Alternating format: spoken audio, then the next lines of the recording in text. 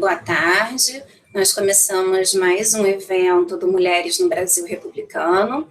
A nossa convidada, a professora Caroline Carula, que é com muita satisfação que eu tenho aqui hoje comigo, minha colega de departamento e minha amiga também, posso dizer assim, com um trabalho fantástico, uma pessoa que transita entre o Império e a República. Vou ler um pouquinho para apresentá-la, quem não conhece, né? Para quem não conhece o Lattes da professora, uma mini apresentação.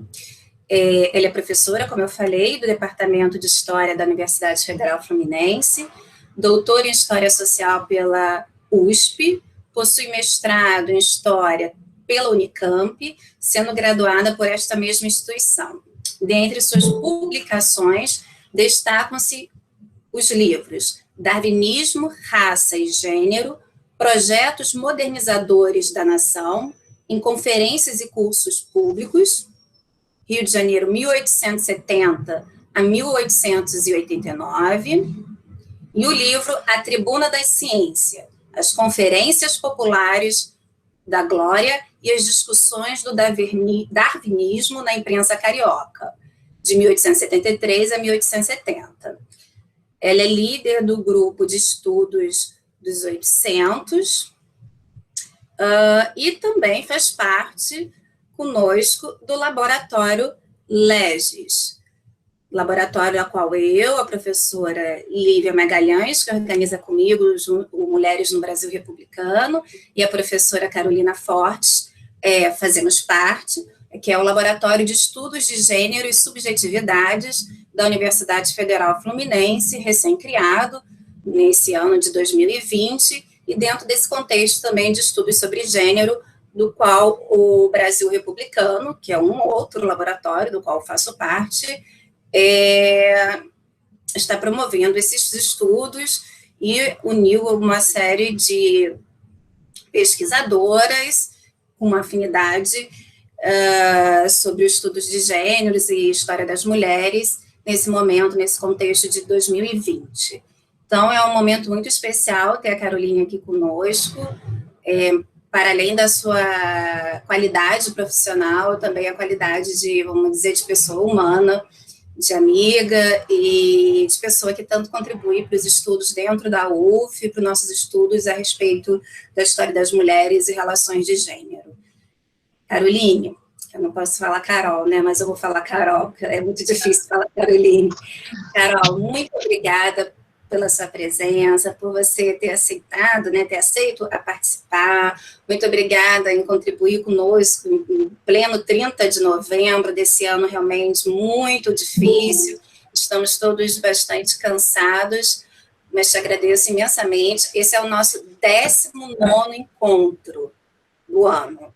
Mulheres no Brasil Republicano começou em junho, e esse é o nosso 19º encontro. Eu nem acreditei quando eu olhei, né, quando eu estava fazendo o seu cartaz.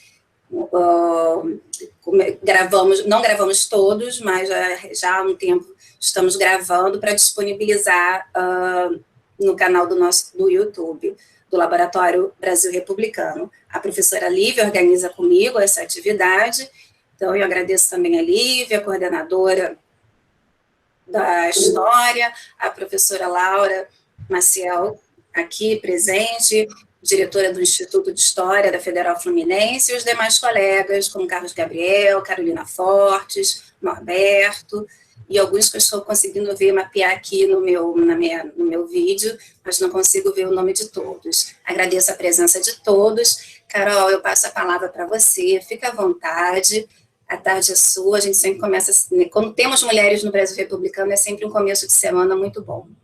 Fique à vontade, Carol, muito obrigada. Bem, boa tarde a todas e todos que estão presentes aqui. Estou muito feliz pelo convite que Carla e Lívia me deram, que veio com uma responsabilidade muito grande, né? Vamos falar aí num evento que eu queria já, antes de iniciar, parabenizar vocês pela organização, que de fato essas segundas-feiras aqui do nosso segundo semestre foram prestigiadas com esse evento, e realmente estou muito feliz e muito honrada pelo convite quando foi feito, pela presença aqui de todas e todos, colegas do departamento, alunos, amigos. Então, assim, realmente é um momento de muita alegria e satisfação. E a pesquisa que eu planejei hoje para essa apresentação atividade, o tema é maternidade e amamentação em perspectiva interseccional, entre o final do Império e o início da República. Lívia, por favor. Bem, quando a Carla me convidou, eu fiquei pensando o que eu poderia apresentar dentro da temática do evento, do Brasil Republicano, e enfocando minhas pesquisas têm como recorte, por isso que eu coloquei aqui um pouco da trajetória da pesquisa, o final do século XIX, principalmente o período referente ao Império do Brasil, mas a temática que eu tenho trabalhado desde meu doutorado, ela adentra como uma continuidade também no período imperial.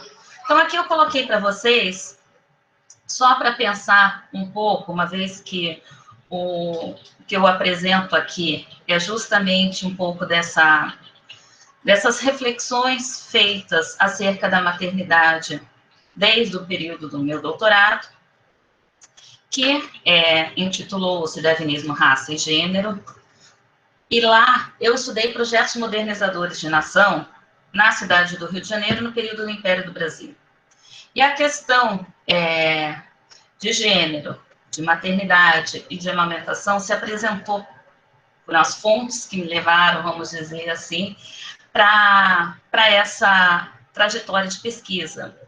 Quando eu estudava conferências e cursos públicos realizados na cidade do Rio de Janeiro, nas décadas de 1870 e 1880, e me deparei com uma série de conferências, não eram poucas, proferidas, sobretudo por médicos, direcionadas a um público feminino. E esse direcionamento a este público feminino, tinha como temática a questão, temáticas principais, na realidade não eram uma só temática, né? Mas elas giravam em torno da defesa do aleitamento materno e da puericultura, quando eu comecei a trabalhar com essa temática. Dando prosseguimento a esses interesses em torno de uma história das mulheres e das relações de gênero, isso após o doutorado já, eu foquei um tempo de pesquisa na imprensa feminina, no meu pós-doutorado, que eu fiz aqui na UF, inclusive, e dei continuidade a essa pesquisa a um projeto que eu desenvolvi sob o âmbito daquela bolsa da FAPESD, bolsa não, auxílio instalação da FAPESD, quando eu estudei imprensa feminina. Porque daí, após escutar, vamos dizer assim, entre aspas, né, toda essa fala masculina acerca desse comportamento da mulher, me instigou a pesquisar o que aquelas mulheres estavam produzindo naquele mesmo tempo. E para isso eu peguei imprensa, que é algo, que é um tipo de fonte que eu trabalho desde o meu mestrado. Então, assim, era uma fonte que eu sabia da sua potencialidade enquanto formadora de opinião pública, e daí a gente pode até discutir que tipo de opinião pública nós vamos ter num momento, eu estou pensando aqui no século XIX, no final do século XIX, de um público leitor pequeno,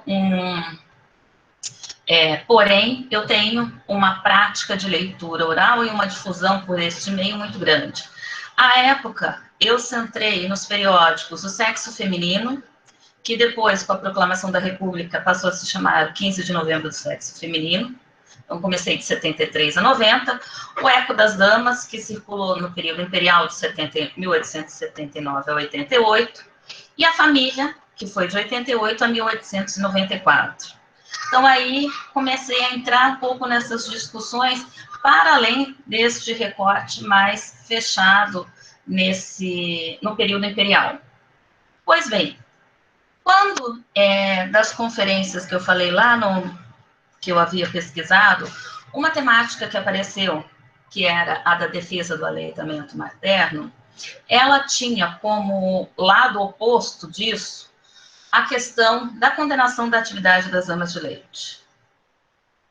Pois bem, já faz, acho que uns 5 anos, mais ou menos, 5, 4 anos, que eu passei a focar a minha atenção nessa atividade da Amas de Leite. No momento, eu desenvolvo o projeto Amas de Leite na capital do Império, entre 1870 e 1888, pensando principalmente a questão da atividade dessas mulheres que atuavam como ama de leite com relação à escravidão, que eu vou adentrar um pouco nesse aspecto nos próximos momentos.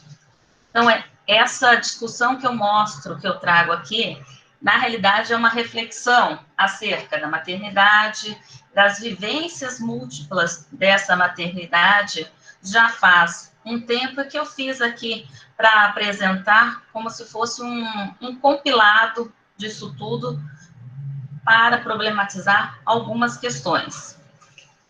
Pois bem, peço por gentileza que a Lívia passe para o próximo slide. Pois bem, para pensar isso que eu disse para vocês agora, dessas múltiplas maternidades, dessas vivências diferenciadas com relação à maternidade, eu lanço mão de alguns conceitos aqui, na realidade, é uma categoria de análise, e esse conceito de interseccionalidade pauta essa discussão no trabalho da Kimberly Crenshaw, que vai justamente, lembrando aqui, só para deixar sinalizado que eu estou apoiando na discussão dessa terminologia interseccionalidade marcada pela Kimberly Crenshaw.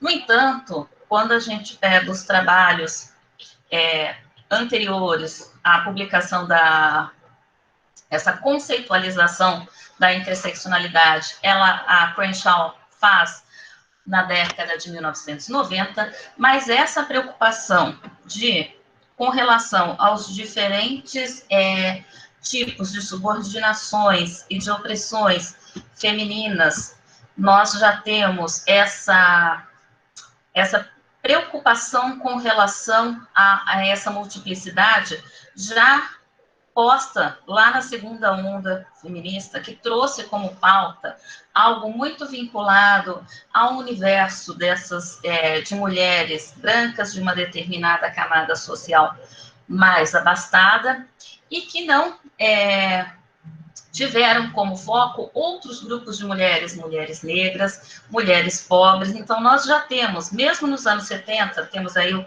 trabalho clássico e as reflexões ainda hoje da Angela Davis, aqui no Brasil da Lélia Gonçalves e outras tantas que já nos mostram, já nos anos 70 e 80, levantaram essa necessidade de se olhar para essas mulheres de maneira diferenciadas, dado esses vários sistemas de subordinação e de opressão. O que nós vamos ter aqui é categorizado na década de 1980 pela Kimberly Crenshaw como interseccionalidade. Pois bem, nessa concepção nós temos o quê? A ideia de se pensar 2 ou mais eixos de subordinação. Então, nós, por meio dessa perspectiva, como ela mesma diz, essas mulheres racializadas, elas estão num espaço onde você vai ter meios de subordinação e de opressão que ocorrem, que se encontram como o gênero. Lívia, por favor, o próximo. A raça e a classe. Então, aqui, esses dois esquemas que eu trouxe aqui para vocês, ambos retirados de trabalhos da Kimberly Crenshaw, eu acho que eles são interessantes justamente porque eles mostram, e essa ideia do visual traz, esclarece de maneira muito clara, essa intersecção de subordinações vivenciadas por essas mulheres que nós podemos encontrar. Então, aqui nessa primeira, está escrito ilustração 2, mas é a foto primeira, saiu o recorte do original dela. Eu tenho aqui, ela faz justamente essa analogia de ruas que se cruzam, né? Essa ideia da interseccionalidade e da necessidade de eu não observar aquela situação, aquela vivência, ou vamos pensar aqui para o nosso espaço de historiadores, né? Aquele sujeito histórico por meio de uma única categoria analítica. Eu não posso pensar só por ser mulher ou só por ser negra, porque é justamente esse momento em que se cruzam que dá uma outra categoria analítica diferente, que é indissociável. Aquele esquema de meio de matemática mesmo, das bolinhas de interseccionalidade, que ela mostra, inclusive, nessa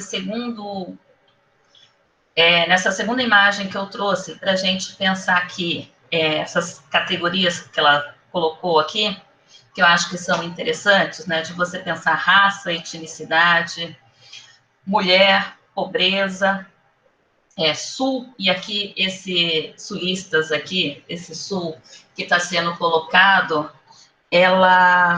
a Kimberly Crenshaw, ela é da área do direito e pensa justamente nessas questões relativas às subordinações femininas, né? Então, ela vai trabalhar com professora, se não me engano, da Califórnia, agora me fugiu, mas tenho quase certeza que sim.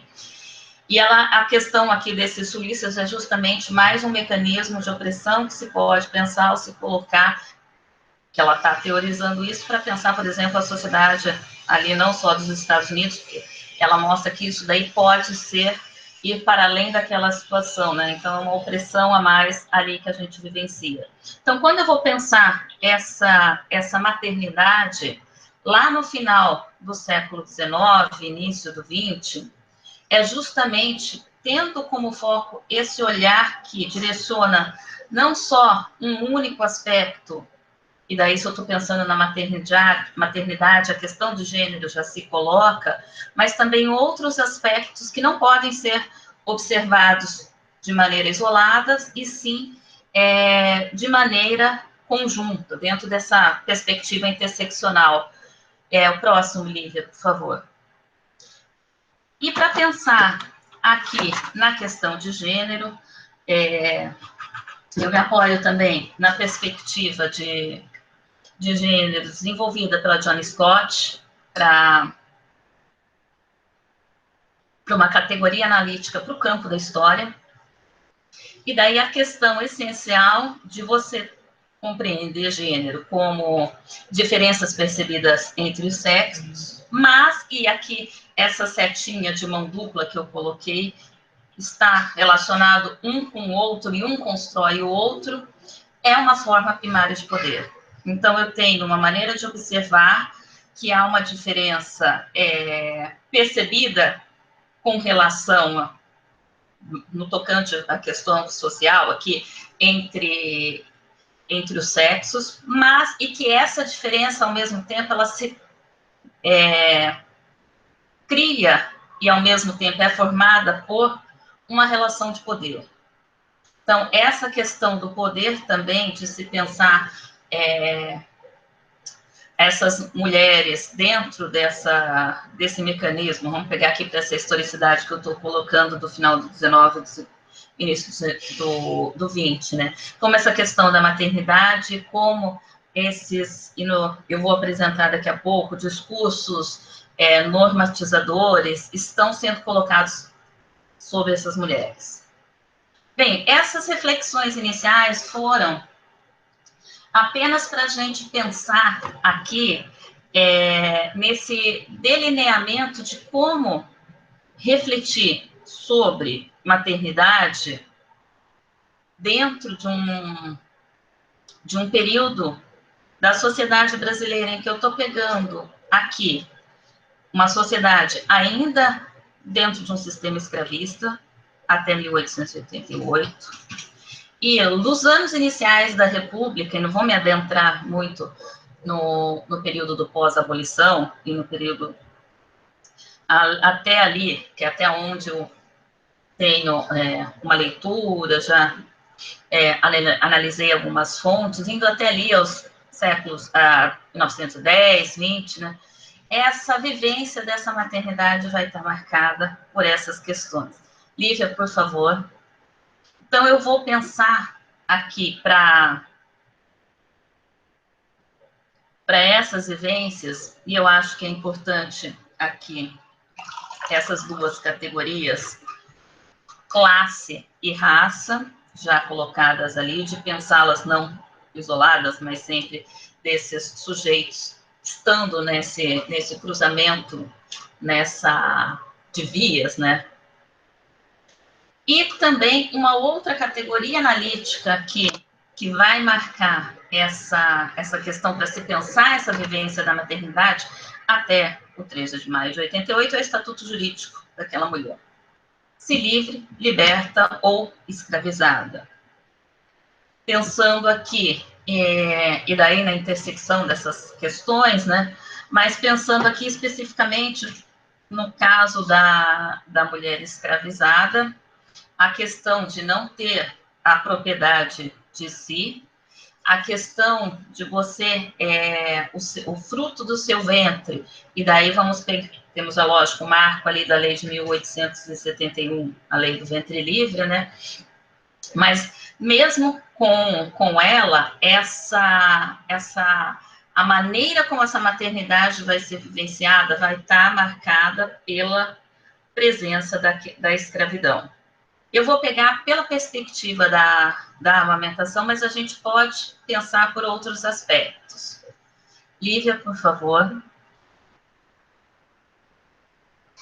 Então, aqui, o que eu fiz o que eu quero agora para a gente estabelecer aqui uma discussão? Nós temos, no correr do século XIX, e esse tipo de discurso normatizador, ele vai até o iníciozinho do 20, ele vai se adensando, que é a difusão de um modelo familiar burguês, que é a ideia, e essa difusão desse modelo, ele vai se dar principalmente por vozes masculinas. Então, a ideia de que eu tenho que modernizar o país.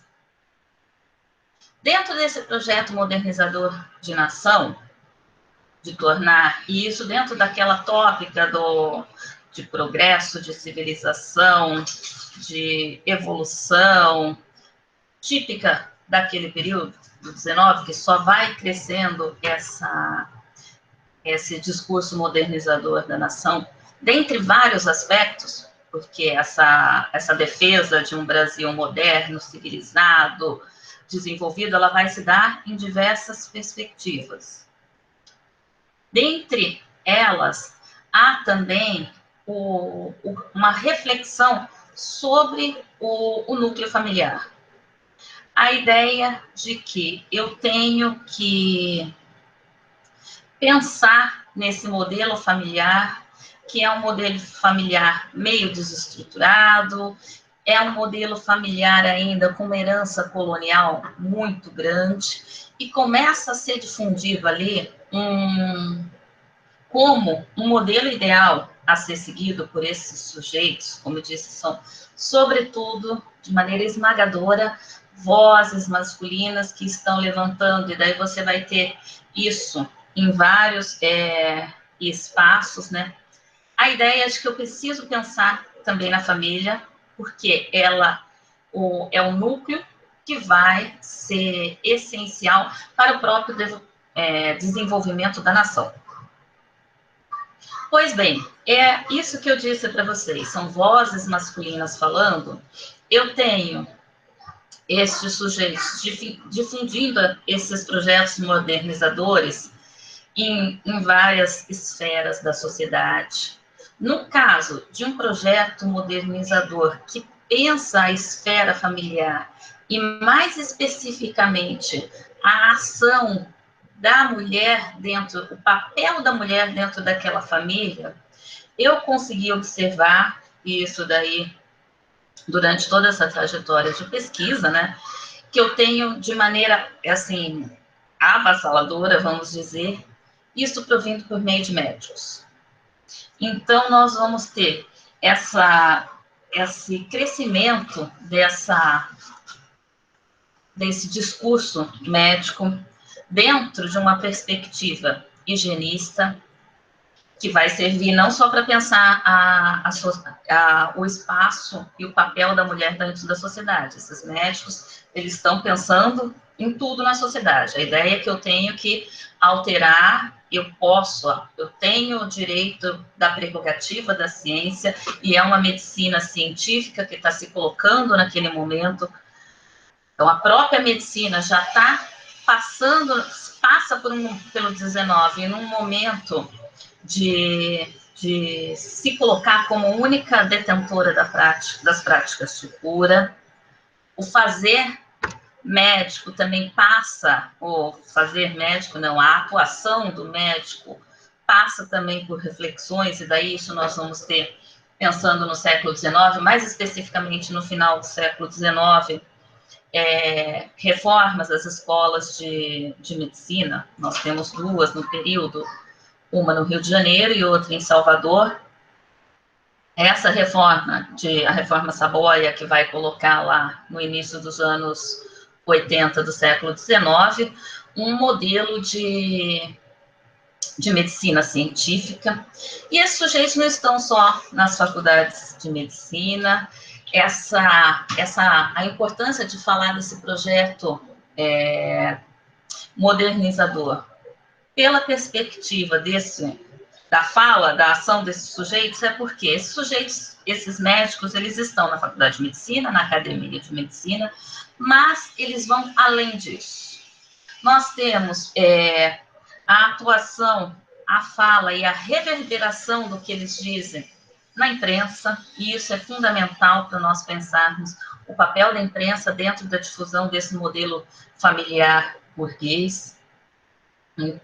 Esses sujeitos estão no parlamento, discutindo questões relativas à sociedade como um todo, marcadas pela perspectiva de pensar higienista. No caso do Rio de Janeiro, que é o meu foco de pesquisa central, eles estão, e isso não só no Rio de Janeiro, mas estou falando aqui pelo conhecimento da documentação, eles estão na Câmara, eles estão pensando em medidas que a gente consegue observar ali dentro de códigos de postura e outras mais, mesmo depois na República, medidas pensando nessa concepção higiênica e sanitarista de se pensar a sociedade, essas medidas vão também refletir sobre a percepção acerca dessas mulheres. Estão atuando diretamente na cidade, vamos pensar no caso do século XIX ainda, ali no período imperial da Junta de Higiene. Então, é interessante a gente pensar como passa a ter um direcionamento de um olhar especial, não são só médicos, mas eu estou destacando aqui pela preponderância do papel que eles tiveram sobre aquela mulher. E que papel se atribui àquela mulher dentro desse modelo familiar burguês? A mãe de família, a esposa zelosa. Então, a função da mulher, a função social da mulher é a maternidade e o casamento. Na realidade, o casamento é maternidade, porque ninguém vai pensar de uma perspectiva inversa nesse momento. Então, é o casamento, é ser esposa, é ser a mãe. E a importância disso, ela não está centrada apenas na esfera do privado. E isso é importante para a gente refletir como esse discurso, esse modelo familiar burguês, que vai aí adentrar no iníciozinho de 20, ele está pensando no quê? Nós estamos colocando como o local, o centro da ação dessas mulheres no espaço privado, mas os seus benefícios são para a nação, o país. Na medida em que essa mãe que vai educar os futuros cidadãos, que vão ocupar os cargos, pensando aqui nessas mulheres das camadas abastadas, vão ocupar as camadas dirigentes da sociedade, elas que vão educar as futuras mães de família, e aí a gente vai ter que, por sua vez, vão criar os futuros cidadãos, as mães de família, e assim vai. Ou seja, esse modelo familiar burguês, que centra a atenção nessa mulher e na maternidade dessa mulher, ele está focando, sobretudo, as mulheres das camadas abastadas. Então, não há uma atenção dentro dessa perspectiva para com as mulheres pobres, fossem libertas, livres no período imperial, ou livres pegando já após a abolição, fossem nacionais, depois nós vamos ver a questão das estrangeiras. Então, o olhar dentro desse projeto civilizador, ainda dentro dos moldes do iluminismo, é que a gente pode fazer isso, esse é o modelo ideal, e essas mulheres poderão depois levar esse conhecimento adiante. Mas não há, de fato, uma preocupação desses sujeitos, inicialmente, de pensar esse modelo familiar para as mulheres além dessas camadas abastadas. Depois nós vamos ver que ações vão ter para as mulheres, para a maternidade das mulheres das camadas mais pobres, mas de maneira diferenciada. Bem, dentro dessa perspectiva, como eu chamei desse projeto modernizador de nação, que tem como foco a questão da mulher, e essa mulher, ela deve ser educada, e essa questão da educação da mulher, educada na ciência, então, que a gente pode pensar que vamos chamar aqui de uma maternidade científica. Então, é esse direcionamento de pensar, olha, você tem que exercer a sua maternidade segundo os preceitos da higiene. E daí nós vamos ter esses preceitos, esse olhar sobre a maternidade dessas mulheres, dessas camadas abastadas, apresentado na imprensa, nas conferências públicas, na própria educação. Então, é um olhar diferenciado nesse sentido, que vai se tornar cada vez mais forte, mostrando que elas têm que ter um determinado nível de conhecimento, sim, um conhecimento científico, sim, para exercerem adequadamente a sua função de mãe. Então, como eu falei para vocês, que eu havia lá visto conferências de puericultura, nada mais era do que isso, sabe? A posição correta onde colocar o bercinho, porque o vento entra de tal lado, o sol bate no outro, cortina desse tipo, cortina de veludo não, porque o bebê vai ter isso. Então, há toda uma explicação marcada pela perspectiva dessa medicina científica, desse discurso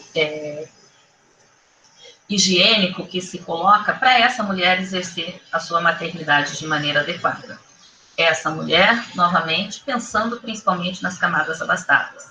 No caso das mulheres das camadas mais pobres, nós também vamos ter uma atenção, mas de maneira diferenciada, porque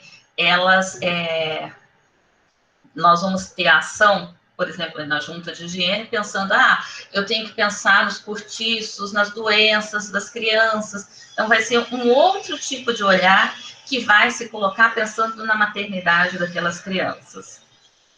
Pois bem, nesse sentido, o fio que eu vou conduzir vai ser com relação ao aleitamento materno, a questão da amamentação. Por quê? Ao valorizar essa mãe, esposa, por meio de uma perspectiva higienista, eu vou ter justamente como, dentre as várias maneiras de se pensar a educação daquela mulher dentro do universo de ciência, a condenação da prática do uso de ama de leite. Então, é quase uma cruzada do aleitamento materno ali, que começa no início do século XIX. E é importante deixar assinalado aqui que essa cruzada pelo aleitamento materno, ela não é única aqui no Brasil. Nós temos esse mesmo tipo de fala e de valorização na Europa, na França, no correr do século XIX, início do século XX. E daí essa fala, por meio de médicos, dentro da perspectiva higienista, nós vamos ter o quê? A condenação daquelas mulheres que não amamentam seus filhos. Que elas passam a ser representadas como mães desnaturadas. Então, por exemplo, um jornal que eu estudei muito foi a Mãe de Família, que era um jornal escrito por um médico, Carlos Costa, e daí ele vai escrever lá, durou quase 10 anos, foi de 79 a 88, quase praticamente todas as edições ele trazia algo mostrando que é importante aleitar o próprio filho. Desde que mostrando os animais que amamentam seus filhotes e de como a mulher deveria fazer aquilo. Para mostrar, para defender essa causa, qual que vai ser a estratégia do Carlos Costa? Eu estou citando esse exemplo da Mãe de Família por estar na imprensa, mas é o mesmo tipo de estratégia, é o mesmo tipo na imprensa de um jornal voltado para mulheres, na imprensa assim. De um mesmo tipo de estratégia que eu vou ver, por exemplo, nos textos médicos, nas teses de medicina, ou em outros espaços, nas conferências públicas, como eu disse. Então, essa mulher que não amamenta o seu próprio filho, que nesse momento aqui, no período do Império, eu vou já falar sobre isso, principalmente as mulheres das camadas mais abastadas da sociedade, elas vão ser condenadas, vai trazer uma fala, um discurso que vai representar aquelas mães como mães desnaturadas, porque elas preferem ir aos bailes, aos teatros, ao invés de amamentar os seus filhos, porque elas pensam mais no seu corpo, não vai o peito cair, do que nos seus próprios filhos, porque elas se colocam em primeiro lugar ao invés dos seus filhos. Com isso, elas vão perder todos os primeiros momentos com a criança. Então, é uma fala extremamente forte no sentido de mostrar aquelas mulheres desnaturadas, atuando de uma maneira pela lógica do sensível, porque ela vai perder o primeiro sorriso da criança, ela vai perder a primeira fala, ela vai perder tudo daquela função que é a função essencial da mulher, que é a função que Deus deu para aquela mulher. Para quem que ela vai perder isso? Então, ao valorizar o aleitamento materno, e essa valorização ela vai estar marcada por uma questão da alta mortalidade infantil que nós temos nesse momento. Então, isso daí é um ponto central, como eu disse, é o mesmo tipo de de mecanismo de condenação que nós temos na Europa, a diferença, e daí esses médicos, eles vão se apoiar no que está escrito, principalmente pelos médicos franceses, para condenar e tudo mais. E daí surge a grande questão. Essas mulheres aqui no Brasil, elas não amamentam, na Europa também. Na Europa, a criança era levada para uma família de uma mulher pobre e lá ficava um tempo, a mulher amamentando, vez ou outra a mãe via, então ela saía do espaço. Aqui, a questão vai tomar outra dimensão, que nós vamos condenar essas amas de leite. Por quê? Porque o aleitamento deve ser materno. E qual que é a especificidade local? A presença da escravidão. Então, quem que vai exercer a atividade de ama de leite, que é a outra mãe que eu estou falando aqui, vai exercer a atividade de ama de leite, essa mulher tem que ter dado à luz. Então, esse é o princípio básico. Eu tenho uma outra mãe ali que está amamentando o filho de outra pessoa, por escolha ou não. E aí está a questão. Esse período que eu estou falando para vocês, eu tenho até 88 uma quantidade muito, muito, muito grande, esmagadora de amas de leite de mulheres escravizadas. Essa proporção vai mudando, vai crescendo ali um pouco nos anos 70, nos anos 80, mas ainda é a presença marcante de mulheres escravizadas.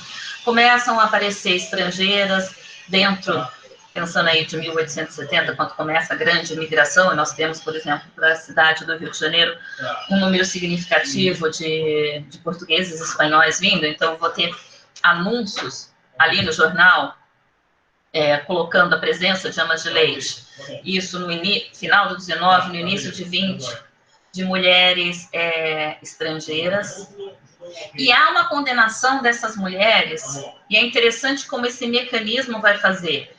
Eu tenho duas maternidades aqui sendo pensadas, as maternidades dessas mulheres das camadas abastadas, e as maternidades das mulheres escravizadas e pobres. As duas naquela fala, nessas vozes masculinas, empreendidas, sobretudo por médicos, mas não só eles, serão opressoras.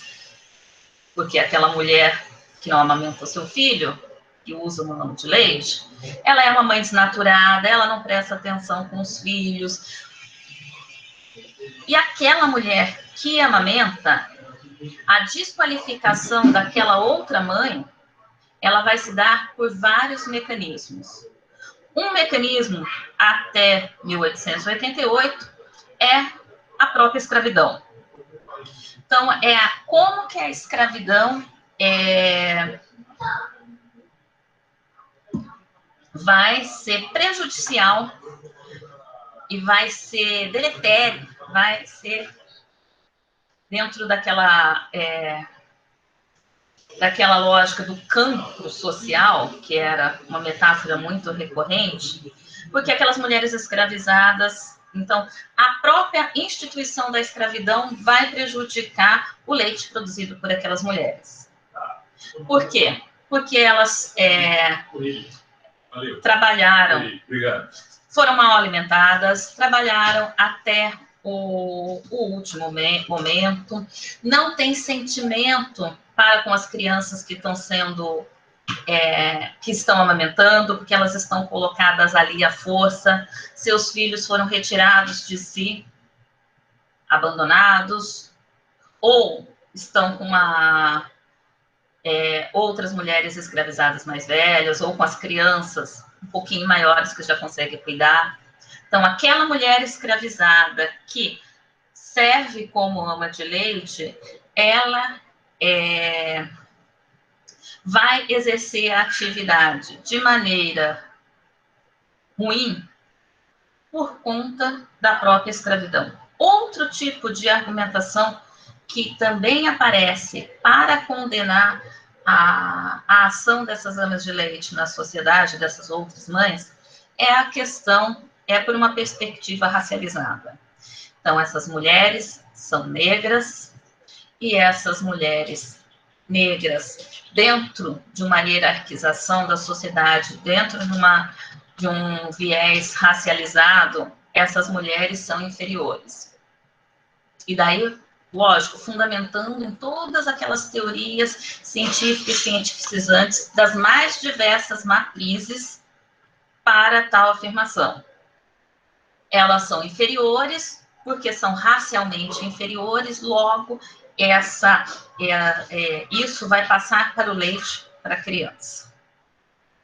Óbvio que as duas argumentações durante o período escravista, elas poderiam vir juntas. O leite é ruim porque a mulher sofreu devido à escravidão, e o leite é ruim porque aquela mulher é inferior porque é negra. Então, esse era um outro tipo de condenação que era feita. E, por fim, havia também, na perspectiva de valorizar o aleitamento materno e condenar a atividade daquelas damas de leite, uma condenação moral. Então, aquelas mulheres deixaram de amamentar os seus filhos para estarem vendendo o seu leite. Então, elas são condenáveis. Ou a saúde delas, porque são mulheres pobres da sociedade. Ou, por serem pobres, isso que eu coloquei moral, e o moral que eu estou colocando aqui é o termo empregado no vocabulário da época. Então, ou por serem pobres, justamente por isso, elas têm um problema de caráter que pode atrapalhar naquela amamentação. Então, é interessante a gente pensar como essa tentativa que nós vamos ter crescente no 19, que só vai aumentando, que adentra no início do século 20, de você estabelecer um modelo familiar burguês como um projeto modernizador de nação para tornar o Brasil civilizado, vai pensar nessas mulheres e nas suas maternidades com perspectivas diversas.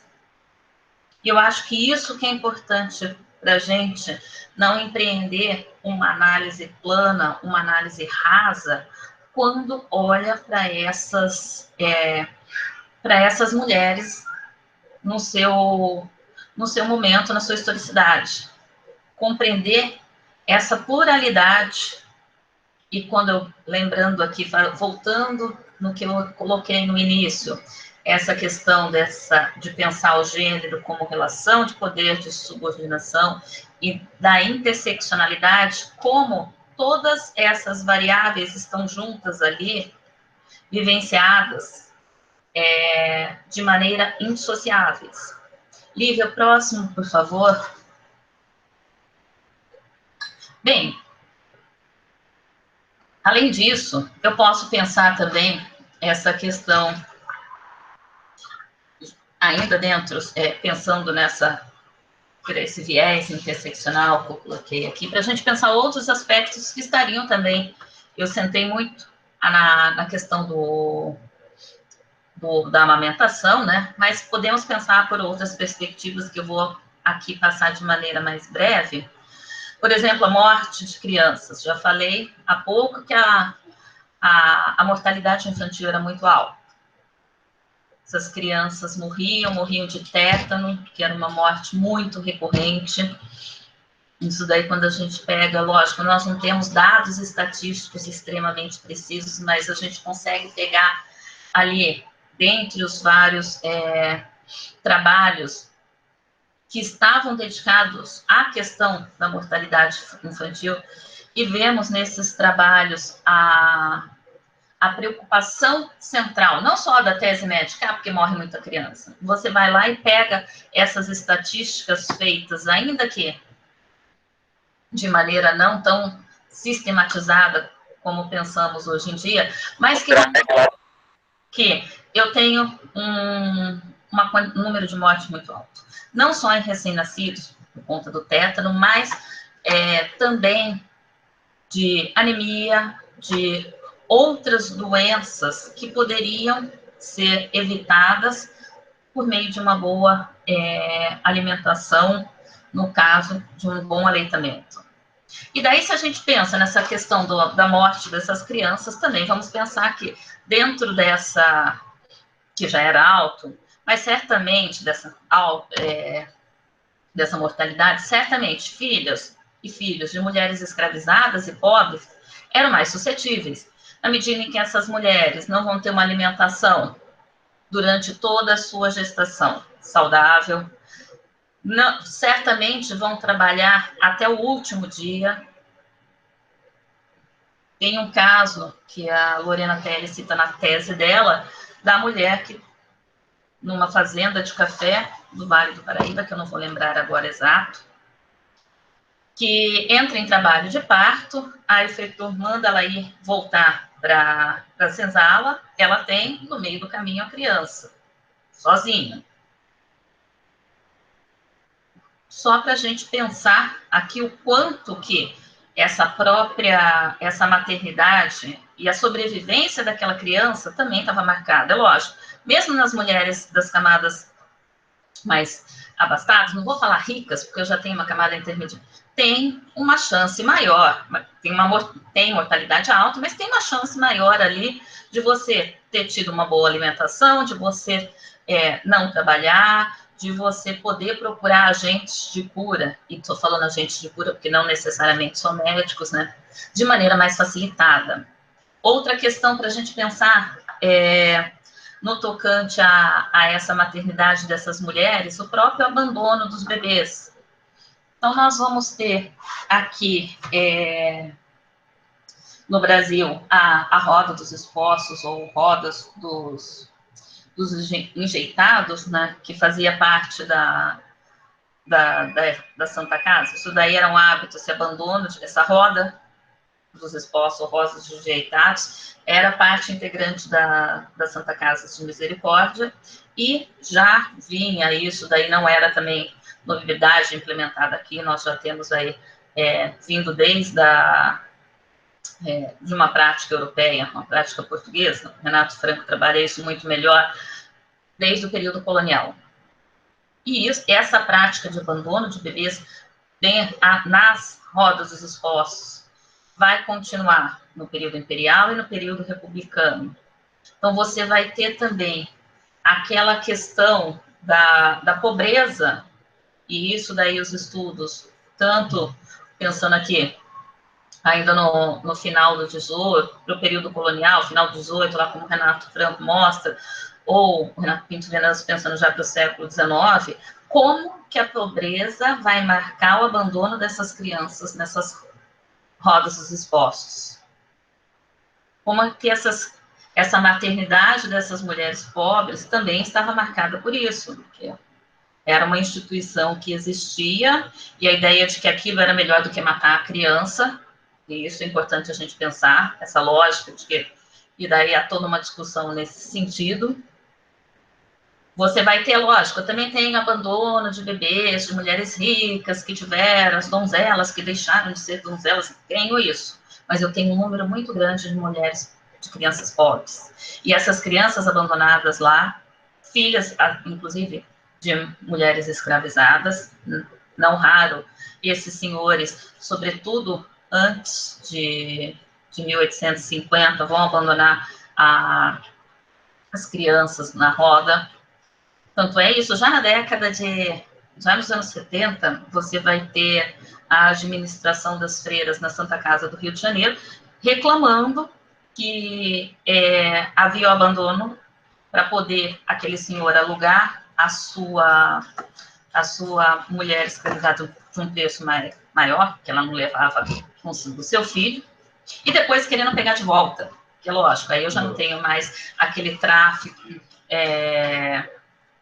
transatlântico de reposição de mão de obra escravizada, e com isso há um interesse um pouco maior de manter essas crianças. Então, a própria fala desse sujeito já nos coloca isso.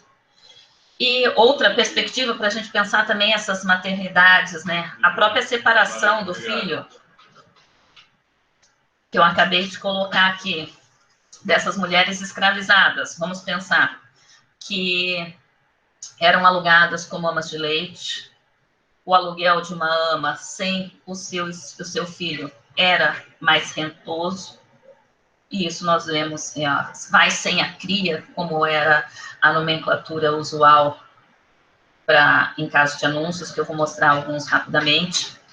Então, essa separação, ou o filho, como eu disse, poderia ter essa possibilidade de ter sido abandonado à roda, ou de estar com uma criança, uma outra mulher escravizada mais velha, que ficava cuidando, ou de uma criança ali um pouquinho maior que conseguisse cuidar dentro da escravaria. Pensar agora nas mulheres também livres, pobres, isso já adentrando para o pós-abolição, que também não tinham, muitas vezes não conseguiam ficar com seus filhos por ter que trabalhar, e daí a gente vai ter uma mudança de perfil no uso de amas de leite no período republicano, que eu vou mostrar um pouco. Ou mesmo pensar essa maternidade nas solicitações de tutelas. Isso o trabalho da Marília Arisa mostra para a gente como que nós vamos ter, na segunda metade do 19, e isso adentrando o pós-abolição, número de pedidos de tutelas muito grande para retirar os filhos daquelas mães, e essas mães são mulheres pobres e principalmente mulheres negras. O estudo dela para São Paulo mostra isso de maneira muito interessante, como que há uma solicitação de tutelas de menores, de crianças de filhas de mulheres negras, com a justificativa de que elas não podem cuidar, elas levam uma vida promíscua, elas são pobres, elas bebem, enfim. E daí aquele vou cuidar como filho. E esse cuidar como filho, muitas vezes essas crianças passam a trabalhar dentro do serviço doméstico das casas que acabam cuidando delas. Então, são outras perspectivas, outros pontos que eu acho importante para a gente pensar também dentro da questão da maternidade. Lívia, por favor. Eu coloquei em seguida, para a gente refletir um pouco mais aqui, deixa eu só esperar aqui voltar a ter o slide para vocês. Os tipos, eu falei para vocês agora que a gente compreender essa defesa, esse aleitamento materno, condenação, só para se ter uma noção de como que havia uma classificação médica com relação aos tipos de aleitamento infantil. Por quê? Porque o aleitamento infantil era visto como a maneira de solucionar o problema da alta mortalidade. Que era o aleitamento natural, realizado por uma mulher. Poderia ser a mãe ou a ama de leite. No caso de uma ama de leite, ele vinha como mercenário. E esse termo era emprestado, né? Vinha de uma referência europeia que chamava as amas de leite de mães mercenárias, né? De aleitamento mercenário, porque vendia o seu próprio leite. E essa terminologia vai ser empregada aqui também. Interessante a gente pensar, durante o período escravista, né, esse mercenário de obter lucro com o próprio leite, no caso, esse lucro não ficava com a mãe, né? O aleitamento artificial, que era o aleitamento feito por leite animal, e aqui nós podemos ter o leite animal, leite de vaca, leite de cabra, leite de jumenta, e vai ter uma discussão qual que é o melhor leite, enfim. E o aleitamento misto, que poderia ser misto natural, a mãe com a ama de leite, ou misto artificial, a ama de leite, a mulher com o leite artificial. Então, é importante também, para pensar ainda dentro daquele viés que eu coloquei para vocês há pouco, de como esses sujeitos estão compreendendo essa questão. O próximo, Lívia, por favor. Eu vou trazer, agora em seguida, alguns anúncios que esse mercado de ama de leite nas cidades se davam principalmente por meio de anúncios na imprensa. E isso daí, se eu pegar São Paulo, Recife, Rio de Janeiro, Salvador, eu vejo a presença desses anúncios. Juiz de Fora, eu e o Jones Freire acabamos de escrever um capítulo que saiu no livro que é recém-lançado, justamente onde a gente analisa esse mercado de amas de leite na cidade de Juiz de Fora. Então, por meio da imprensa, né?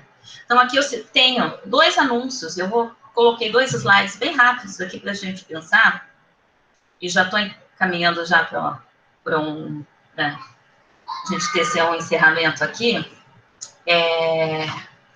de anúncios de amas de leite de mulheres escravizadas. Então, nesse primeiro, são 2 aqui no caso, todos que eu vou trazer são referentes ao Rio de Janeiro. Mas eu tenho aqui esses 2 da Gazeta de Notícias, né? Ano de 1876, aluga-se uma para ama de leite, uma parda, escrava, sadia, carinhosa, com muito bom leite, ver e tratar. Então, essa ideia do bom leite, sadia, e essa questão do sadia vai estar cada vez mais forte dentro desses anúncios.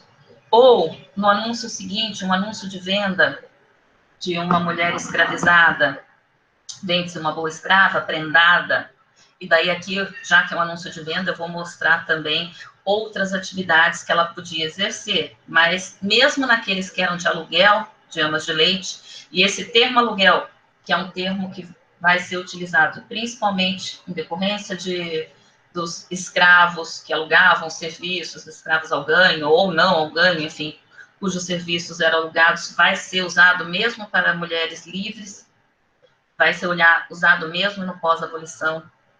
Então, aqui, ó, vende-se uma boa escrava, prendada, de cor preta, moça, sabendo lavar, engomar, cozinhar. Então, mesmo nos de aluguel, saber fazer outras coisas valorizava a ama de leite.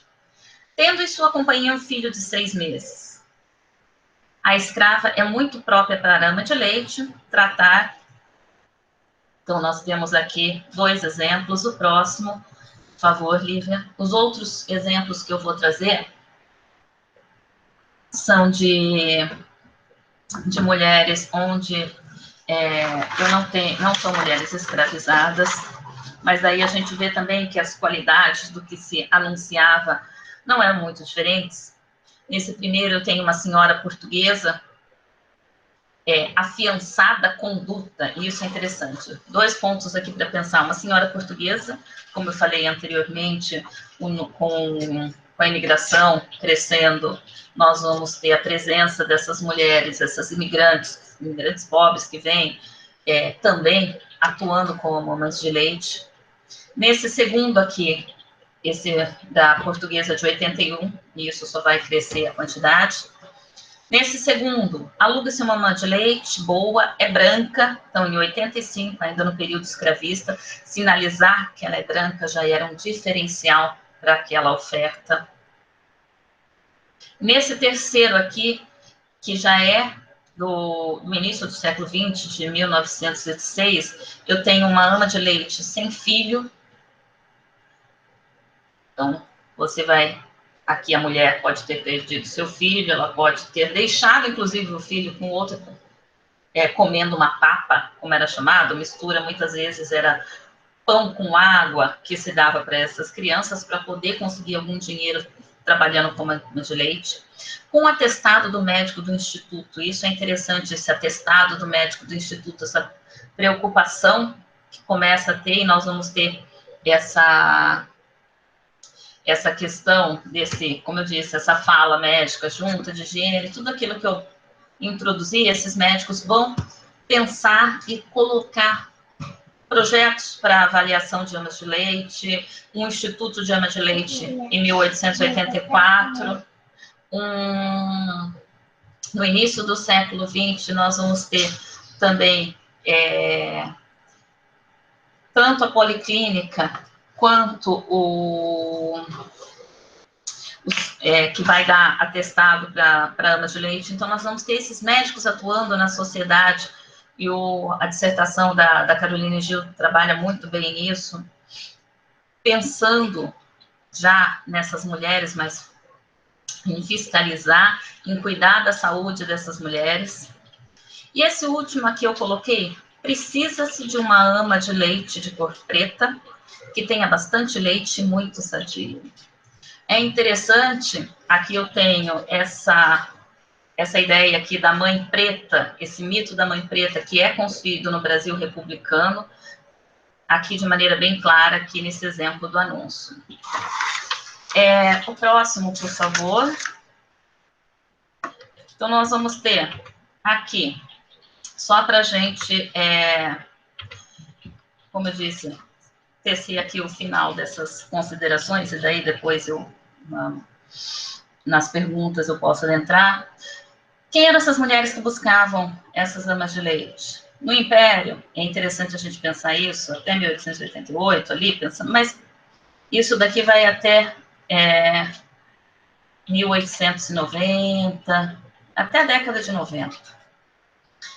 Eram mulheres das camadas mais abastadas, que não amamentavam seu filho por costume. E aqui eu coloquei esse costume entre aspas, essa ideia de que isso daí já era uma prática da Europa, então não vou entrar nessa questão. No início da República, já ali no século XX, além dessas mulheres, começa também a crescer mulheres das camadas pobres lançando mão de amas de leite, sobretudo trabalhadoras fabris, e isso, essa dissertação que eu citei há pouco da Caroline Gil, ela vai mostrar, inclusive, como, seguindo a linha do trem aqui no Rio de Janeiro, como que há o crescimento de anúncios de oferta e de procura de amas de leite. E a argumentação dela é exatamente essa, e ela vai associar a questão do mundo do trabalho dessas mulheres que estão ali trabalhando e que vão precisar. Então, há uma mudança aqui nesse início do século XX entre quem buscava o serviço de ama de leite. E, Lívia, por favor, próximo. E para a gente pensar aqui, apesar de toda isso que eu mostrei para vocês, né, essa defesa, aleitamento, condenação, atividades, o aleitamento por ama de leite continuou. Nós vamos ter esse aleitamento, acabei de dizer, no início do século XX, inclusive vai para as camadas menos abastadas da sociedade.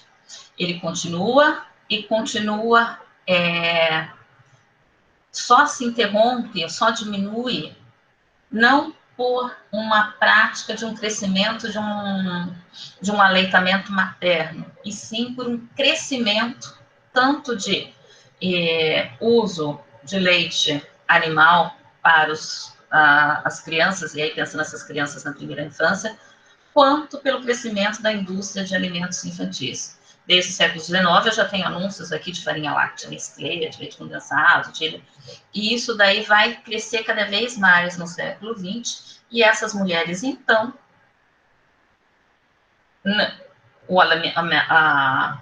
uso de ama de leite diminui, você vai ter um aleitamento materno, mas muito breve, quiçá direto para um outro mecanismo de alimentação infantil, que não o leite materno, e sim esses outros que eu coloquei aqui, alimento artificial, leite artificial, como era rotulado naquele momento, né?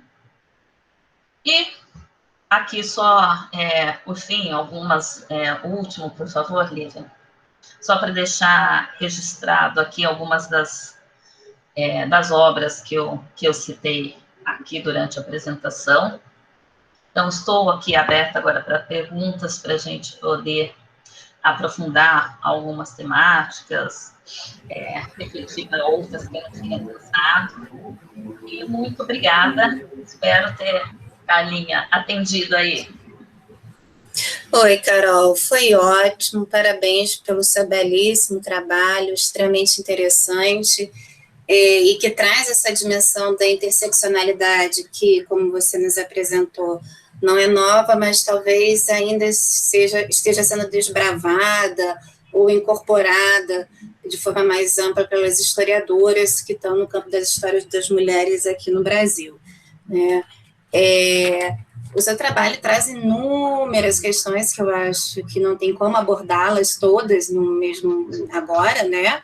Me trouxe uma série de questões a se pensar.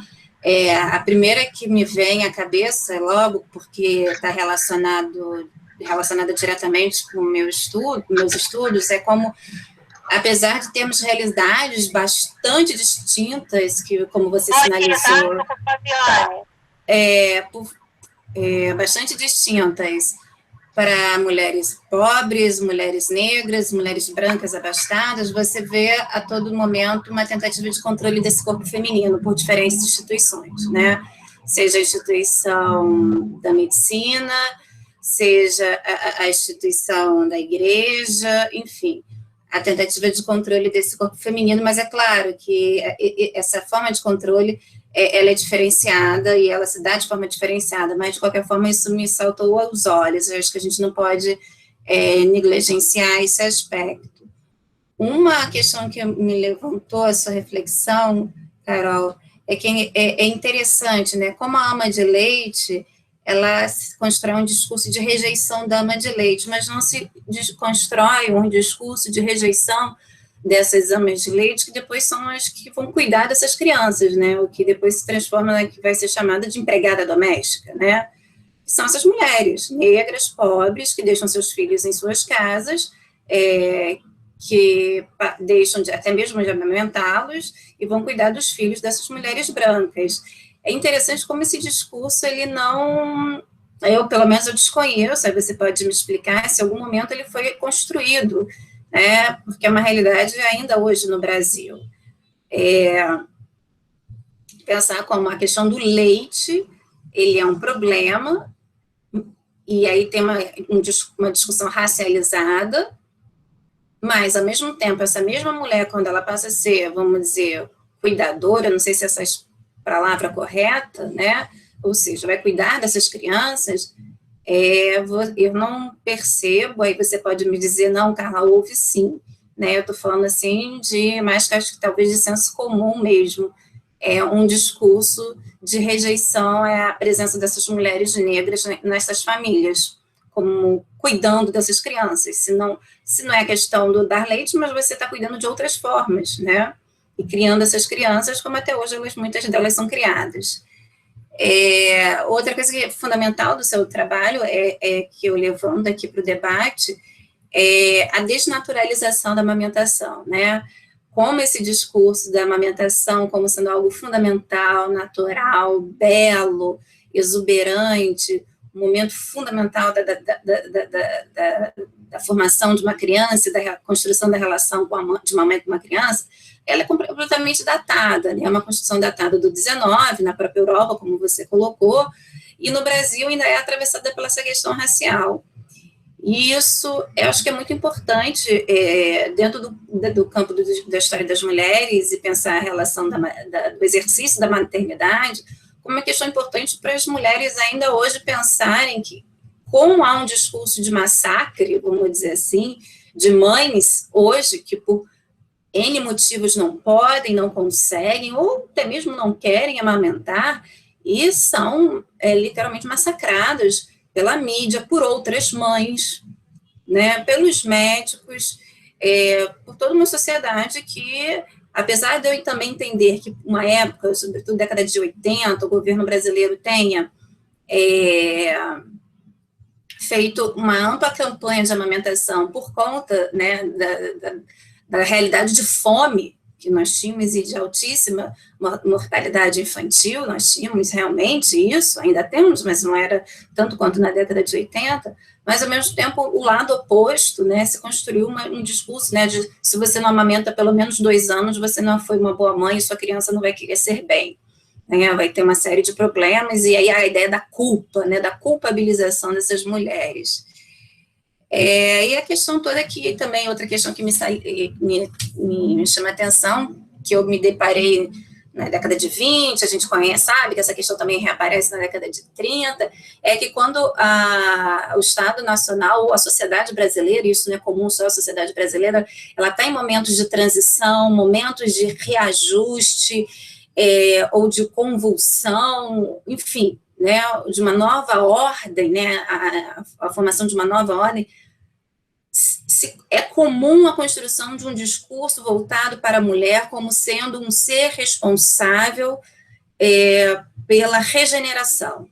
Né? Nós tivemos isso na década de 20, depois na década de 30, tivemos isso no contexto da ditadura civil-militar, e isso não só no Brasil, se a gente pode voltar isso a outros períodos também da história, como em momentos de crise ou de transformação ou de mudança de regime, ou mudança, né, de estrutura, de algum tipo de mudança naquela sociedade, é colocada a mulher a responsabilidade pela regeneração, como dar um papel importante e que vai diretamente não para o seu intelecto, mas para a sua relação com o corpo, a sua sexualidade, a geração de filhos, a sua condição de poder ou não gerar filhos, a qualidade desses filhos, ou seja, se para os homens vai para um discurso voltado para o seu intelecto, para a mulher, como você vai fazer uso do seu corpo, tanto da sexualidade quanto da sua forma de maternidade, como você vai exercê-la.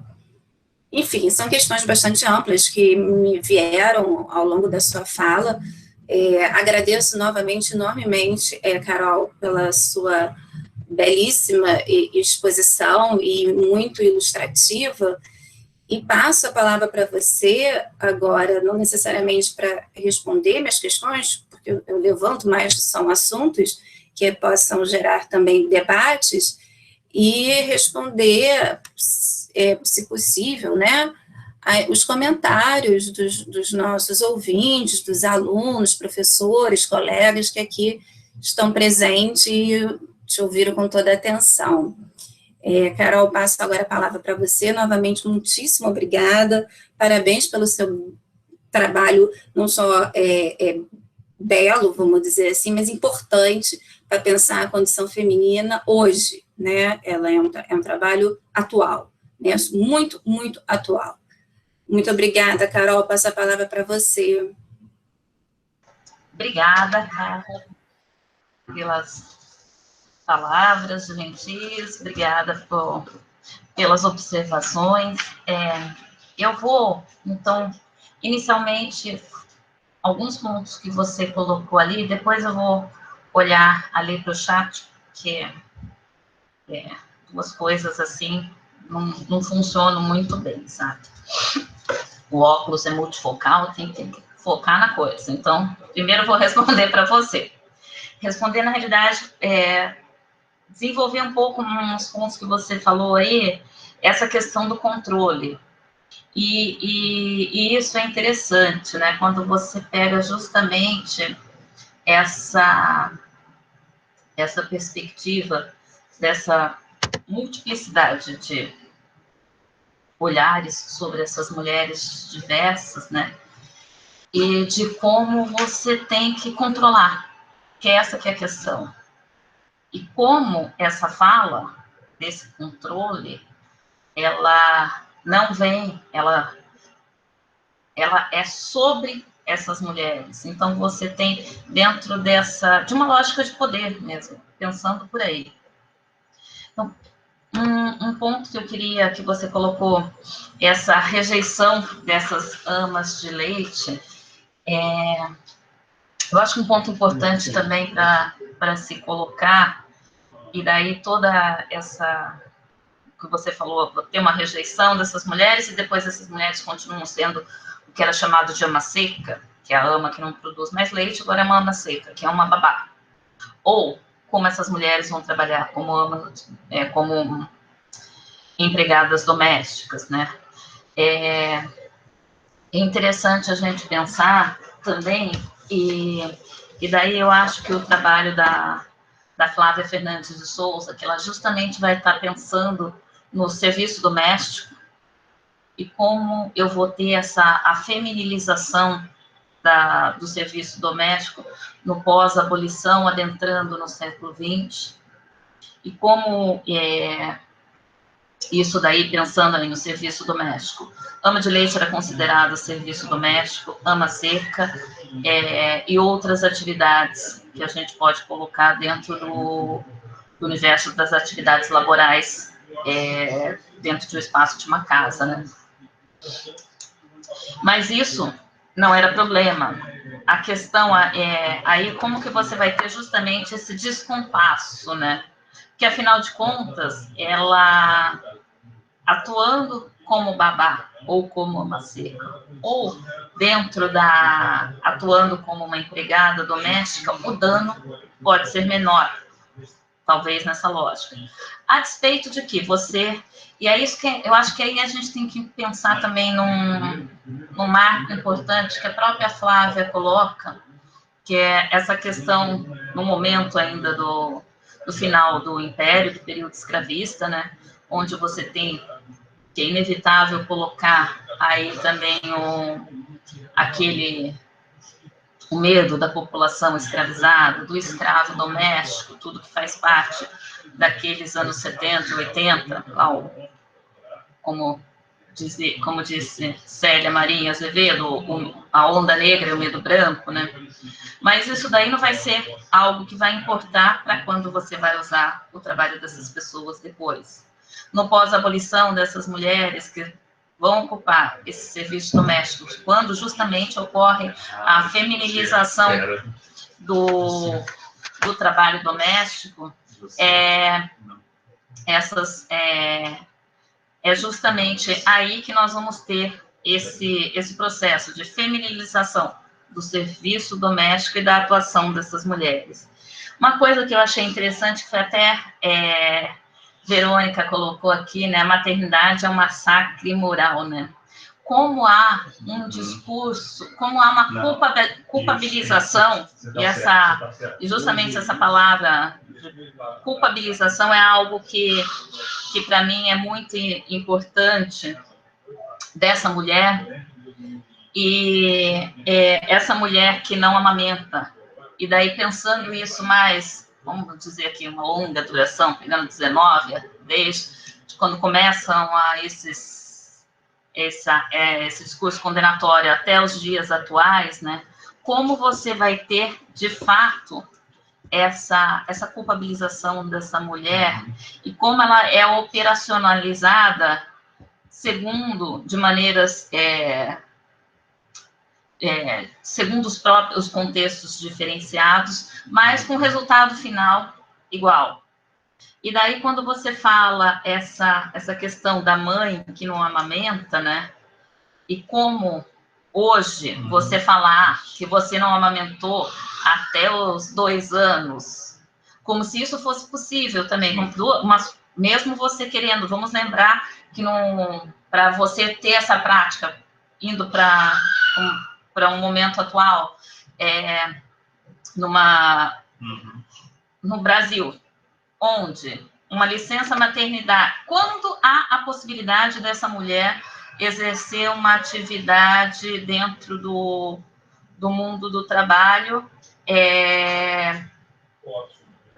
com direitos ainda, que ainda temos, né, alguns ainda, né, de ter a sua licença maternidade. 4 meses ela já volta a trabalhar.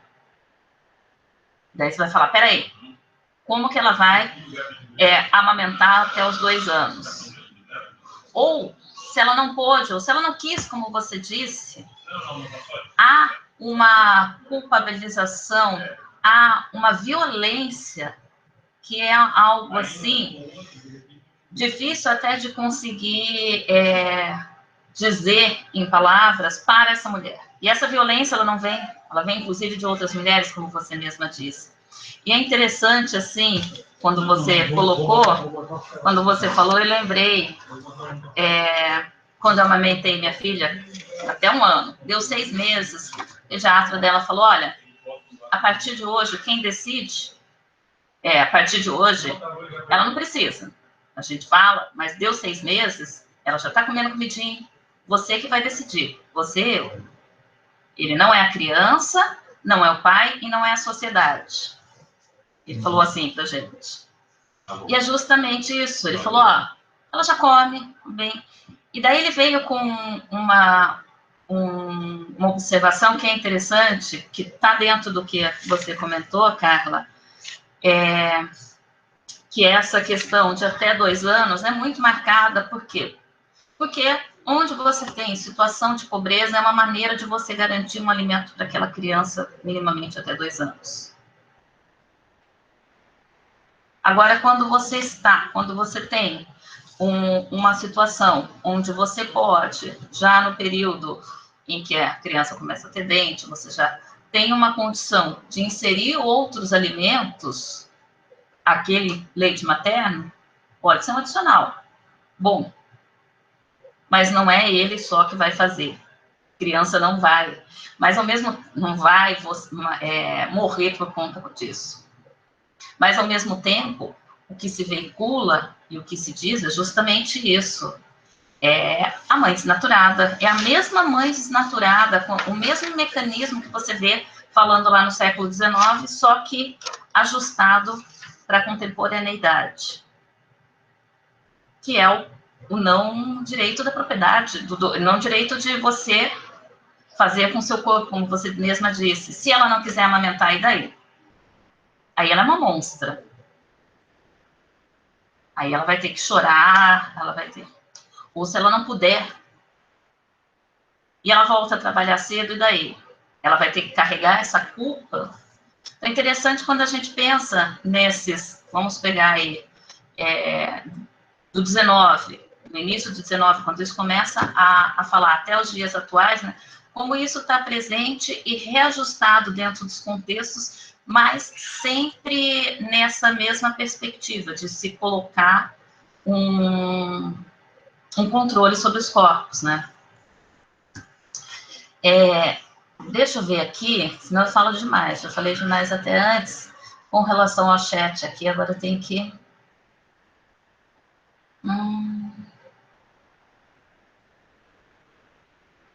Deixa eu ver, Janaína Porto.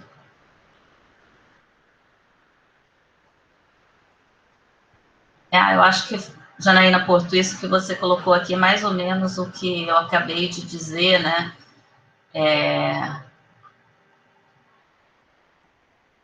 Esse uso do leite artificial e tudo mais. Gabriela... Nossa. Essa busca do... tá aqui... sobre raça degenerada, busca pelo leite forte, né? Justamente essa ideia, essa perspectiva. E aí, era algo que eu queria, que eu falo demais, daí eu vi que o tempo estava demais, eu já meio que abortei um pedaço, mas era importante aqui. Aquela imagem, que é a imagem do cartaz, é uma imagem do início do século XX. E onde eu tenho que foi até que eu coloquei para falar dos tipos de leite, eu tenho uma mulher negra amamentando uma criança branca, olhando para o seu filho, né? Então, como também você vai ter a criação do mito da mãe preta, aquela mulher forte, porque o leite, ela tinha mais leite, a ideia de que mulheres negras são mais fortes, que já vinha desde o Império, e por isso pode aguentar todas as agruras do cativeiro e tudo mais, mas há uma criação também desse mito que vai ser essa mulher que vai alimentar a nação, veio do leite negro, é um leite forte, e essa busca justamente no período pós-abolição de pessoas querendo mulheres negras como amas de leite, né? Interessante isso, a despeito, e é importante isso, né? Isso que eu falei, que você tem massacrando da necessidade de falas masculinas, condenando as mães, condenando amas de leite. A despeito de toda essa condenação, há uma prática social que continua, que é o uso dessas amas de leite, que esse mito de que o leite daquela mulher negra é mais saudável do que da outra, porque a contrapartida disso é a fragilidade da mulher branca. Há uma discussão muito grande que vai se tornar também lugar comum de que a mulher branca é mais frágil de saúde, mais frágil para trabalhar, mais frágil para tudo. E essa fragilidade também possibilita o uso daquela ama de leite. Gabriel, deixa eu ver aqui, Carlos Gabriel. Passa para as bancas, é uma alteração, aí naquela classificação final a gente conversa. Tá? Eu acho, Gabriel, com relação ao trabalho escravo doméstico, assim, eu acho que tem essa relação, sim, de uma valorização, não que em espaços que não fossem espaços urbanos você não vai ter esse tipo de uso de ama de leite. Eu acho que o espaço urbano vai possibilitar, Gabriel, um mercado de amas de leite diferenciado. Porque você tem anúncios ali, e não são poucos anúncios, quando você... a maioria dos estudos pegam por amostragem. Eu coloquei bolsistas de iniciação para ver anúncios. Você tem uma quantidade imensa de anúncios diariamente na imprensa.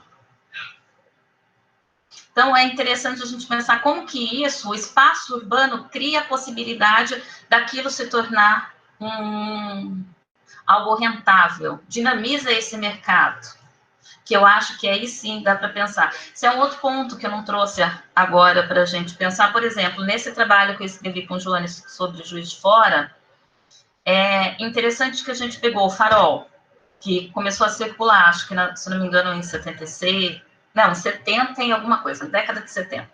E nós fomos até 1933 analisando os anúncios. Bem, Juiz de Fora, Manchester, Brasil, papapá, tudo aquilo que você sabe sobre a questão do desenvolvimento urbano de Juiz de Fora, né? No entanto, a gente não tem o uso da imprensa como um importante veículo para esse mercado de amas de leite. Não que ele não existisse. E Juiz de Fora era um centro importante urbano ali. O que nós argumentamos é que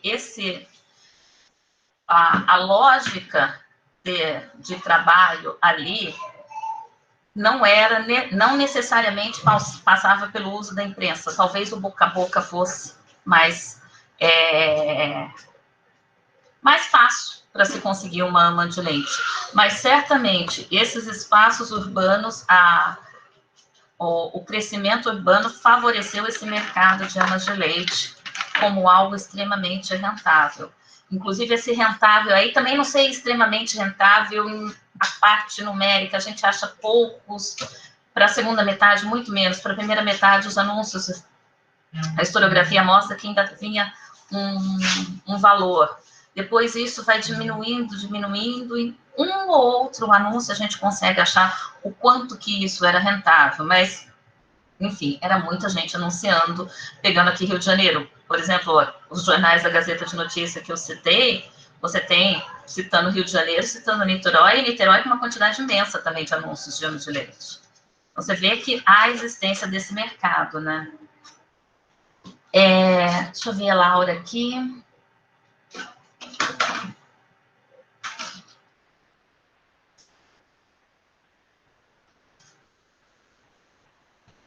A regulamentação do trabalho de ama de leite e da profissão de amas, um dos primeiros ofícios regulados com carteira profissionais, ocorreu em paralelo ao processo de culpabilização. Sim, porque essa questão, essa regulamentação, e daí não vou entrar para não dar gafe aqui em termos de legislação no período republicano, né? Mas se a gente pensar durante o período imperial, como eu disse, a ama de leite era considerada serviço doméstico.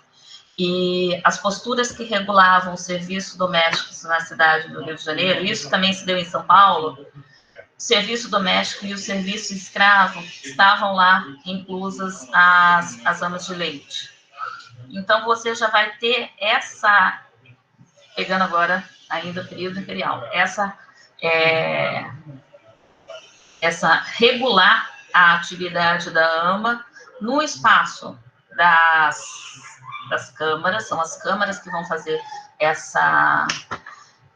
regular esse tipo de atividade, junto com a preocupação de regular outros serviços domésticos e outras atividades produzidas com mão de obra escrava. E daí você vai ter, além da necessidade do controle, da vigilância do médico, e daí junto com essa regulação que vai ter nas posturas, sempre, precisa um médico olhar para ver se é boa, precisa um médico para olhar para ver se é boa.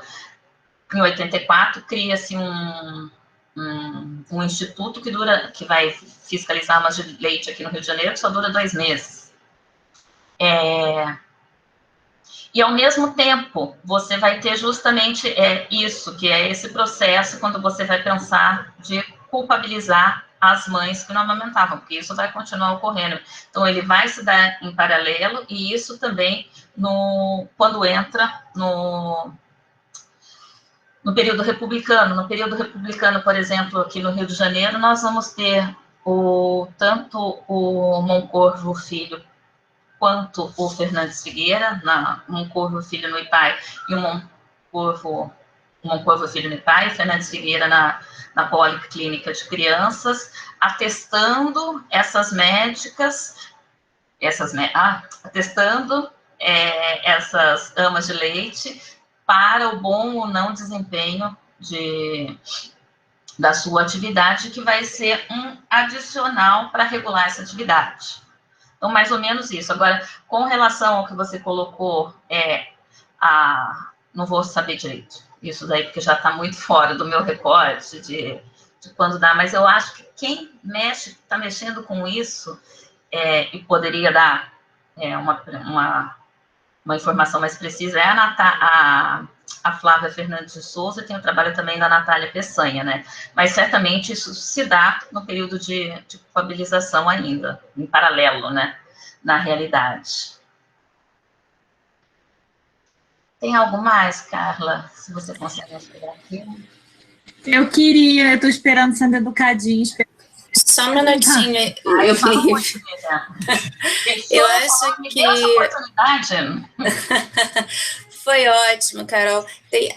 O Gabriel foi feita a pergunta, a Laura. Então, eu vou passar a palavra para a Lívia e depois para você, Carol, fazer o favor, fazer suas considerações finais. E já te agradecendo imensamente pela sua participação. Enfim, essa grande contribuição. Obrigada, Carol. Pode fazer a pergunta, Lívia. Não, eu queria primeiro agradecer, Carol, por escutar. A gente tem conversado tanto sobre as nossas pesquisas de gênero, mas ver, assim, é fundamental. Queria te dar parabéns pela pesquisa. Acho muito importante algumas questões que você levantou, inclusive para quando a gente trabalha em sala de aula, né? Me chamou muita atenção no início você falando a questão da medicina, né, dessa coisa de como você deixou muito claro ali que é para umas mulheres abastadas e tudo, e eu fiquei pensando que vem a crítica posterior que está correta, né, de muitos grupos de mulheres, de feministas, sobre a questão dessa primeira onda, digamos, feminista, que é muito restrita, mas essa primeira onda também está dialogando exatamente com o que é colocado em cima delas, né. E aí eu fiquei pensando de uma forma assim, meio como... Que coisa, aquela fala que a gente tem, né, de que é sempre a culpa da mulher, mas que, na verdade, quem está trazendo para o centro do debate as mulheres abastadas são esses homens, né, é essa medicina, e elas acabam respondendo. Então, eu achei isso muito importante, e vou começar a trazer isso para a sala de aula, para essa crítica, porque eu acho que ela é fundamental para a gente entender também o lugar dessas primeiras feministas e tudo mais. Isso eu achei importante, eu achei muito legal. E fiquei pensando muito, né, você sabe, eu vou falar rapidinho para quem não sabe, já que está gravando, que eu estou pesquisando, começando, né, uma pesquisa sobre a questão de maternidade por adoção no Brasil contemporâneo, e toda vez que vem esse debate sobre amamentação, eu fico pensando muito nisso, né, tipo, então essas crianças que são crianças de adoção, né, que são adotadas, como é que funciona isso? Essas crianças não são amamentadas, muitas vezes. Então, elas, como é que é o debate, né? E é interessante porque uma vez eu acompanhando uma jornalista e advogada, que ela dizia que a amamentação não pode ser entendida como um ato de amor. Porque ela fala que a gente tem que entender a amamentação como um ato físico de saúde pública, e caso ele não possa ser feito, ele tem que ser suprido de outra forma, né? Porque se a gente pensa muito nessa amamentação como um ato de amor, a gente volta para aquela discussão do amor materno, né? Da questão de que a maternidade é algo que todas as mulheres têm, esse instinto materno e tudo mais. Então, achei isso muito interessante de você colocar. Isso, Janaína, exatamente, a politização do amamentar, né? Que ela é fundamental para a gente pensar, não na mulher claro, vão ter mulheres que vão fazer, que vai despertar um sentimento de amor e vão amamentar, né? Mas essas mulheres estão fazendo isso. A questão é exatamente as outras que não estão, em como criar proteção tanto para as mulheres como para as crianças, né? Então, eu achei isso muito interessante de você ter colocado, né? Muito importante também. E também toda essa retomada que você traz da questão da interseccionalidade, né? De colocar ali muito antes também do debate, porque outra questão que a gente também estava conversando outro dia, né, Carol, falando que muitas vezes aparece como se fosse... Mas essa discussão ela já vem de muito tempo também, né, dos próprios primeiros movimentos feministas, dos próprios questionamentos, então acho que isso é fundamental de ser colocado, essa questão toda, né, da medicina, e queria, já te perguntaram um pouco aqui, você já comentou um pouco, né, e eu sei que na sua área de pesquisa que você trabalha mais século XX, mas se você percebe, você contou também da sua experiência, né, se você percebe algumas retomadas do ponto de vista, eu pelo menos fico me assustada essa questão da medicina, né, de como está sendo colocada aí, como você, acho que você já falou um pouco disso, mas eu queria escutar um pouco mais, desculpa te pressionar dessa forma, porque ela já é um pouco para um caminho mais de opinião, digamos assim, mas acho que é importante porque você é uma especialista nisso, né, dessa virada da questão da medicina, porque, ao mesmo tempo, a gente hoje enfrenta também uma grande discussão da valorização da ciência, que ela precisa ser valorizada, né? Então, a gente também precisa lembrar aqui que, em nenhum momento que a gente está fazendo essas críticas, a gente está dizendo que não leva a ciência em consideração, por favor, né? Longe disso. O que a gente está querendo discutir é que a ciência também é uma questão social, e que ela também tem uma historicidade que precisa ser pensada a partir do seu lugar social como, né, a medicina como ciência. Então, eu queria escutar um pouco de você, como é que você percebe isso, né, dessas mudanças ali a questão, por exemplo, também, né, da entrada da mulher não só dessas mulheres abastadas, mas a questão da educação dessas mulheres, né, e tudo isso, porque você colocou aqui muito bem a questão de que elas vão trabalhar hoje, quem fica depois de 4 meses, né? Mas também tem essa discussão, por exemplo, de mulheres que estão na universidade e depois acabam saindo, porque quando tem filho, como é que volta a estudar? Como é que consegue fazer? Então, como você... Não sei se foi muito confuso tudo isso, mas era mais uma questão mesmo assim, de pensar... Porque eu acho que seus estudos são fundamentais para a gente pensar coisas muito contemporâneas. Esse é meu ponto, né? Que dá uma sensação de que toda vez que a gente discute gênero, a gente começa sempre como se fosse do zero, e não é do zero. São questões que elas muitas vezes estão presentes, claro, cada uma dentro do seu contexto, dentro das suas questões, né, dos seus espaços, mas que elas muitas vezes não estão ainda desfeitas, né, digamos assim. Isso, das doulas também, Janaína, inclusive a Janaína falando das doulas, é interessante porque eu agora acompanhei, existem as doulas da adoção também. E eu confesso para vocês que até hoje eu tenho uma certa dificuldade para entender o papel da doula da adoção, né? Porque eu não sei se eu não sei o papel da doula mesmo, tá, gente? Assim, né? Porque... E a discussão, inclusive, das doulas, da disputa, né, entre a medicina hoje, das doulas participarem dos partos e tudo isso, tem uma discussão aí que eu acho que é interessante. Eu queria te escutar um pouco sobre isso. Desculpa a confusão, Carol, acho que ficou meio confuso, mas... Não, que isso, Vivi, anotei tudo aqui. Vamos ver se eu consigo trazer, contemplar, os pontos que você colocou, mas o que eu queria, que eu acho que são pontos interessantes, que a gente já dialoga isso também, já faz um tempo, essa questão que você falou da medicina, da valorização da ciência, né? Semana passada, teve o evento da SBHC, Sociedade Brasileira de História da Ciência, né? Sou filiada já faz muito tempo, estava coordenando o simpósio, e uma das mesas de discussão foi justamente sobre essa questão do negacionismo da ciência. Uma pauta importante, bem, sobre uma sociedade de historiadores de períodos diversos, preocupado com essa questão de historiadores com relação à investigação científica, né? E isso daí, que você falou, é um ponto tão importante, como eu disse, que quando o evento foi organizado, isso foi como uma mesa com destaque dentro do próprio evento. Porque pensar e daí você vai ter pensar numa história da ciência, uma história das doenças, uma história da saúde, pensando nessas áreas que se cruzam. E daí, quando você vai pensar especificamente aqui numa história de ciência técnica, né, nessa medicina científica, como assim era chamada, você problematizar e você contextualizar, toda ciência também, ela tem um fazer social, ela está dentro do seu contexto, ela tem uma perspectiva de política do momento, enfim, que analisar historicidades que não a nossa, de fazeres científicos e problematizar aquilo, não implica, isso eu acho que era uma coisa que eu também já estou começando a fazer, mas, enfim, que desde a época do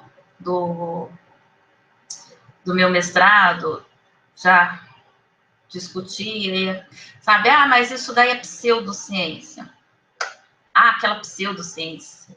Eugenia era gente, para eles naquela época não era pseudociência nenhuma.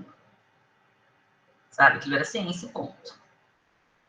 Sabe, aquilo era saber médico, inclusive colocar sanguessuga chupando você.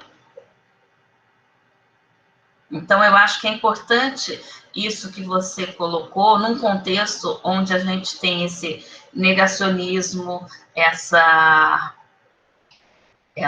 incredulidade total, e daí você conseguir discernir e conseguir pensar criticamente acerca de uma produção científica, de uma discussão, sem dizer que você tem que jogar a criança com a água do banho com a criança dentro, que é essa que eu acho que é a grande questão, né?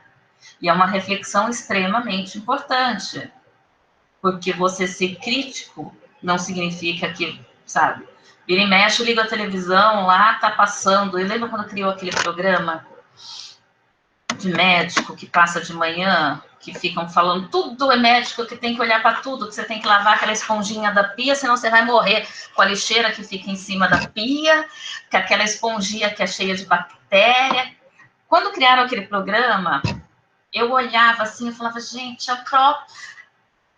são minhas conferências do século XIX, aqueles médicos agora falando de tudo nesse momento. O que não implica dizer que eu não vou no médico, ele vai falar que você tem que estar isso, e eu não vou. Peraí, então é uma coisa, você pensar criticamente, eu acho que isso é importante mesmo trazer para a reflexão, né? O quanto que a gente pensa criticamente sobre determinadas atividades que não são. E daí essa é a questão, você não ter o conhecimento daquela área específica não implica em você pensar criticamente. Pensar criticamente também não é negar a existência daquilo. É você conseguir dosar, e que, infelizmente, a gente está vendo um negócio descambar para um negócio muito louco aí. Descambar não, já descambou, né? Quem diria que você ia ter que existir uma palavra que, para mim, não fazia o menor sentido a existência dela. Terraplanista. Que é isso? É uma palavra que não devia nem existir, sabe? E daí nós vamos ter, inclusive, um evento discutindo isso, lá do Laboratório do Edmar. Pô, é muito louco você imaginar isso.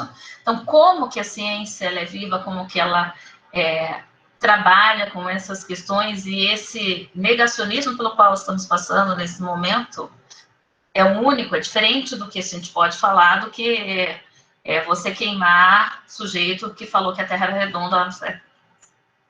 É muito interessante, e refletir sobre isso é muito interessante. E refletir quando a gente fala que falei da questão de alimentar, de amamentar, e a gente já discutiu isso, até você falou, na França, você dá à luz, pergunta, você vai amamentar o seu filho? Se não vai, é obrigação do Estado. Peraí, gente, sabe? Aqui ninguém te pergunta se você vai amamentar seu filho, não. O que vem te ensinar é como você enfiar a boca da criança para ela saber mamar.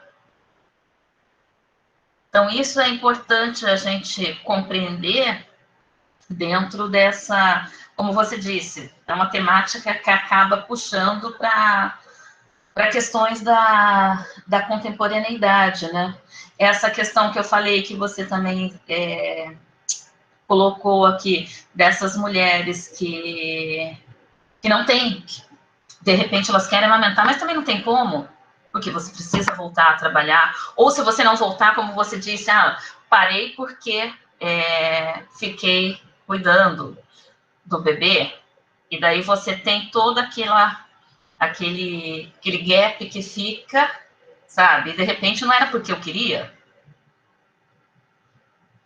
Aí você vai falar, eu lembro que a época que a Sofia nasceu, uns 2 meses antes, a endocrinologista que eu ia também teve bebê, e daí eu voltei, eu liguei achando que ela não ia estar atendendo, né, porque eu precisava voltar, que eu tinha...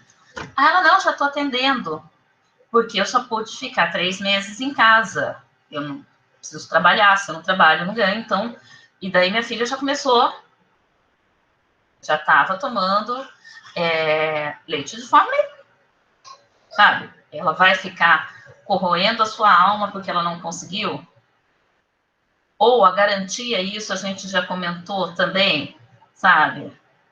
De que aquilo vai te trazer uma felicidade que já é te colocada anteriormente.